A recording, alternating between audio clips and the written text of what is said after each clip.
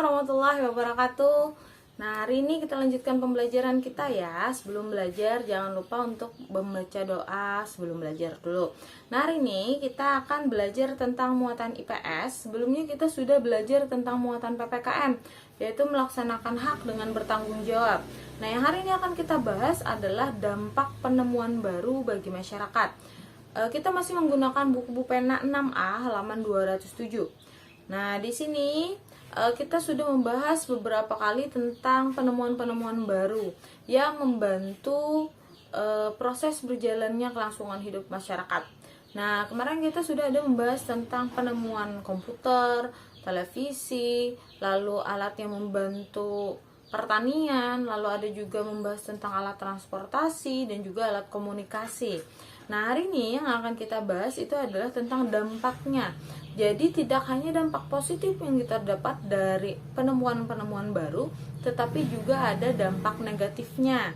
Nah, penemuan baru atau teknologi baru seringkali membawa dampak yang besar bagi masyarakat. Penemuan baru tersebut dapat mengubah masyarakat di bidang ekonomi, sosial, dan juga budaya. Dampak yang diakibatkan penemuan baru tersebut dapat berupa dampak positif ataupun negatif. Nah, di sini ada beberapa penemuan yang mempunyai dampak positif dan juga dampak negatif. Nah, yang pertama adalah penemuan teknologi yang pertama adalah penggunaan traktor dalam pertanian. Nah, ini kemarin adalah traktor ini yang mengganti kerbau untuk membajak sawah. Nah, itu yang kemarin kita bahas. Nah, di sini juga mempunyai dampak positif dan juga dampak negatif. Nah, dampak positifnya adalah meringankan pekerjaan petani dalam menggarap sawah. Nah, di sini dampak positifnya adalah meringankan pekerjaan petani, lebih mudah untuk dikerjakan oleh petani dan juga lebih cepat. Nah, yang kedua adalah kegiatan pertanian menjadi lebih cepat dan juga efisien. Kalau misalkan memakai kerbau, itu akan lebih lama pengerjaannya karena itu adalah tenaga hewan aja. Sedangkan traktor ini tergantung bagaimana petani itu menggunakannya. Semakin dia mau cepat untuk mengerjakannya, maka bisa dilaksanakan pada saat hari itu juga. Beda dengan hewan yang harus diberi makan dulu, ada capeknya seperti itu. Lalu untuk dampak negatifnya, yang pertama adalah pencemaran suara yang ditimbulkan dari kebisingan traktor. Jadi yang namanya traktor ini suaranya itu bising, itu akan mengakibatkan pencemaran suara. Yang kedua adalah harga traktor itu mahal, tidak semua orang dapat memilikinya. Jadi dampak negatifnya di sini adalah harga traktor itu untuk dibeli itu cukup mahal dan tidak semua orang bisa atau mampu untuk membelinya. Lalu yang kedua adalah penemuan atau teknologi yang kedua adalah munculnya industri atau pabrik. Nah, industri ini bisa dalam bentuk industri tekstil, misalkan untuk masalah baju-baju, lalu juga misalkan makanan, kan biasanya ada makanan-makanan kaleng. Nah, itu diproduksi oleh pabrik atau industri tadi. Nah, di sini dampak positifnya dulu. Mengurangi pengangguran sehingga kesejahteraan dapat ditingkatkan. Semakin banyak pabrik, semakin banyak memerlukan karyawan. Itu dampak positifnya adalah mengurangi pengangguran yang ada di daerah itu. Karena kan memerlukan banyak tenaga untuk bisa mengerjakan produksi yang ada di pabrik tersebut.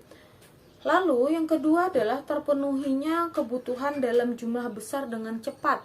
Yang namanya pabrik itu biasanya menggunakan mesin dan juga karyawan yang banyak, otomatis di situ kebutuhan dalam jumlah besar itu akan bisa disediakan dengan sangat cepat. Nah, jadi lebih mudah produksinya, lebih cepat produksinya. Sedangkan dampak negatifnya adalah pencemaran lingkungan akibat limbah industri. Nah, di sini juga ada pencemarannya, pencemaran lingkungan akibat limbah industri. Ada pencemaran udara. Biasanya kalau industri itu biasanya mesin-mesinnya itu akan menghasilkan asap, di mana asap itu akan keluar. Nah, keluar di situ akan mengakibatkan pencemaran udara. Lalu juga selain itu juga biasanya ada pencemaran sungai. Karena limbah-limbahnya yang bekas produksi itu biasanya ada cairan warna hitam. Nah, biasanya itu dialirkan ke sungai-sungai, itu akan mengakibatkan pencemaran sungai. Nah, lalu di sini juga ada perilaku konsumtif semakin meningkat di masyarakat.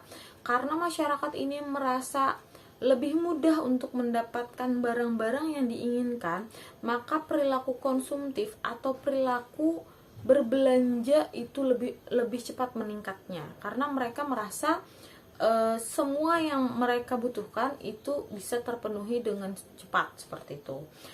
Selanjutnya kita akan penemuan yang ketiga adalah kemajuan sarana transportasi. Kemarin kita membahas tentang yang awalnya adanya beca, lalu adanya juga delman, gerobak. Nah, sekarang digantikan dengan alat transportasi yang semuanya bermesin. Kayak misalkan mobil bak, kemarin kan bak terbuka untuk menyalurkan sayuran ke kota-kota, misalkan seperti itu. Lalu misalkan transportasi pesawat, kapal, dan sebagainya. Nah, dampak positifnya dulu adalah terjalin kerjasama ekonomi antar negara dan menambah devisa negara.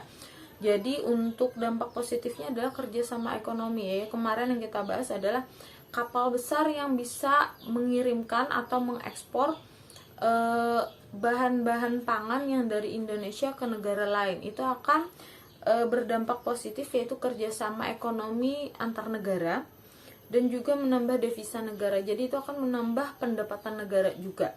Lalu yang kedua adalah menciptakan kegiatan ekspor dan impor. Ini tadi, karena barang kita dikirimkan ke luar negeri, itu berarti mengekspor barang, dan juga yang dari luar negeri pun diimpor ke Indonesia. Jadi kita mengimpor barang-barang juga. Nah, itu juga merupakan dampak positifnya. Jadi ada barang kita yang masuk ke negara lain, dan juga ada negara lain juga memasukkan barang ke negara kita, seperti itu.